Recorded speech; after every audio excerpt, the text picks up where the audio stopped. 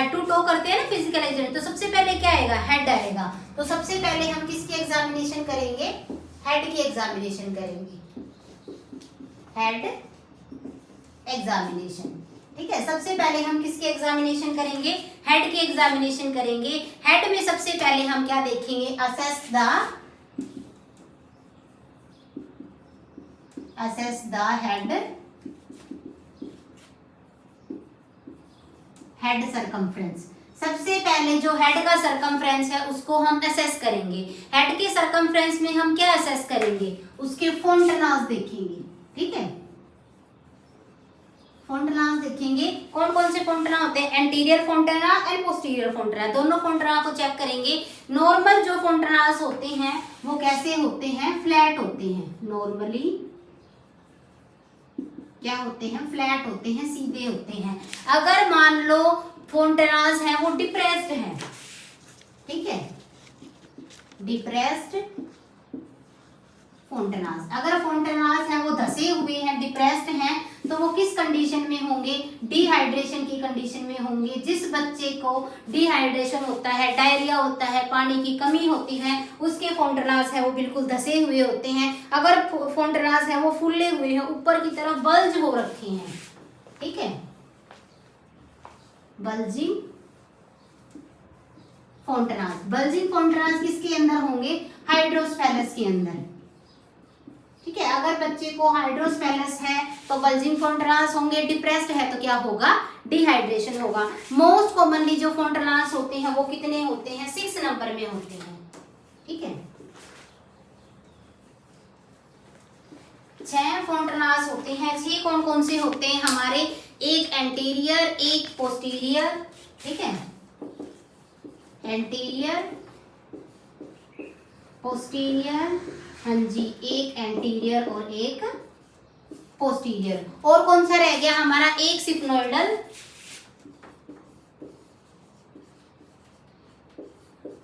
सिफनोइडल और मास्टोइड। ठीक है, 6 होते हैं ना, तो दो हमारे ये हो गए, तो टोटल कितने हो गए हमारे, 6 फोंटनास हो गए। मोस्ट कॉमनली जो हम डिस्कस करते हैं वो हम एंटीरियर फोंटना को डिस्कस करेंगे और पोस्टीरियर फोंटनास को डिस्कस करेंगे। ठीक है, इन दोनों को डिस्कस करेंगे, एंटीरियर फोंटनास और पोस्टीरियर।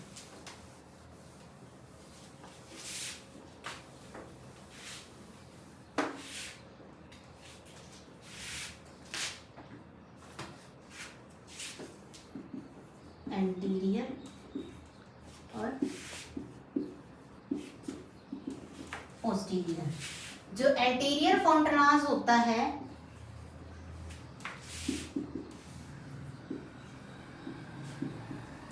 जो एंटीरियर फोंटनास होता है उसको हम क्या बोलते हैं, ब्रैगमा बोलते हैं, और इसको हम क्या बोलते हैं, लैम्डा बोलते हैं। पता चल क्या, एंटीरियर फोंटना को हम ब्रैगमा बोलते हैं, दूसरे को हम लैम्डा बोलते हैं। ठीक है, और ये जो होता है वो होता है हमारा डायमंड शेप का। किस शेप का होता है, कॉम्पिटिटिव एग्जाम में नॉर्मल इनसे क्वेश्चन पूछे जाते हैं। ये हमारा डायमंड शेप का होता है, और ये हमारा किस शेप का होता है, ट्रायंगुलर शेप का होता है। डायमंड शेप का होता है, ट्रायंगुलर शेप का होता है। ये हमारे किससे बना होता है, 4 सूचर लाइन होती है जिनसे मिलके बनता है। ये 4 सूचर लाइन से मिलके बनता है, इसीलिए इसको हमने डायमंड नाम दिया। कौन कौन सी, फोंटन जो लाइन होती है उससे, कोरोनल लाइन और सैजिटल लाइन। ठीक है, फ्रंटल, कोरोनल और सैजिटल। ठीक है, इन 4 लाइनों से मिलके बना हुआ होता है ये। फ्रंटल की एक लाइन, सैजिटल की एक लाइन और कोरोनल की 2 लाइन, 4 लाइन से।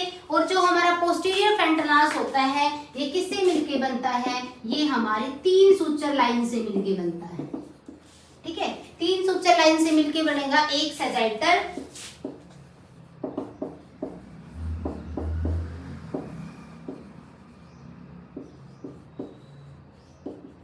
और 2 लैम्डोइड। ठीक है, सैजिटल और लैम्डोइड, इन दोनों से मिलके क्या बनता है हमारा पोस्टीरियर। तो एंटीरियर फोंटना, पोस्टीरियर फोंटना के बारे में मैंने आपको थोड़ा थोड़ा बता दिया है। अब हम क्या डिस्कस करेंगे, बच्चे के हेड के अंदर कोई बर्थ डिफेक्ट तो नहीं है। ठीक है। हेड सर्कमफ्रेंस चेक कर रहे हैं, हम हेड के बारे में चेक कर रहे हैं, हेड का एग्जामिनेशन चेक कर रहे हैं, तो हेड में हम और क्या चेक करेंगे, हेड के अंदर क्या चेक करेंगे हम बच्चे को, बर्थ ट्रॉमा। क्या देखेंगे हम, बर्थ ट्रॉमा। बर्थ ट्रॉमा देखेंगे हेड एग्जामिनेशन में। बर्थ ट्रॉमा हमारे दो टाइप के होते हैं, एक कैप्टड सैक्सिडेनम और एक स्फेलो हेमेटोमा। ठीक है, कैप्टड सैक्सिडेनम और स्फेलो हेमेटोमा। ठीक है, एक हमारा बर्थ डिफेक्ट ये हो गया और एक हमारा बर्थ डिफेक्ट ये हो गया। दो बर्थ डिफेक्ट है, कैप्टड सैक्सिडेनम एंड स्फेलो हेमेटोमा। जो कैप्टड सैक्सिडेनम है ये क्या होता है इसके अंदर, it is a in this condition oedema occur, in this condition oedema occur due to fluid accumulation. Fluid accumulation हो जाता है, इसकी वजह से क्या हो जाता है, पर्सन को अडीमा हो जाता है। इसके अंदर क्या होता है, haematoma occurs due to blood accumulation. Blood इकट्ठा हो जाता है, इस वजह से वहां पे खून की गांठ बन जाती है, जिसको हमने स्फेलो हेमेटोमा बोल दिया है। इसमें क्या होता है, क्यों होता है फ्लूइड इकट्ठा, due to improper venous drainage.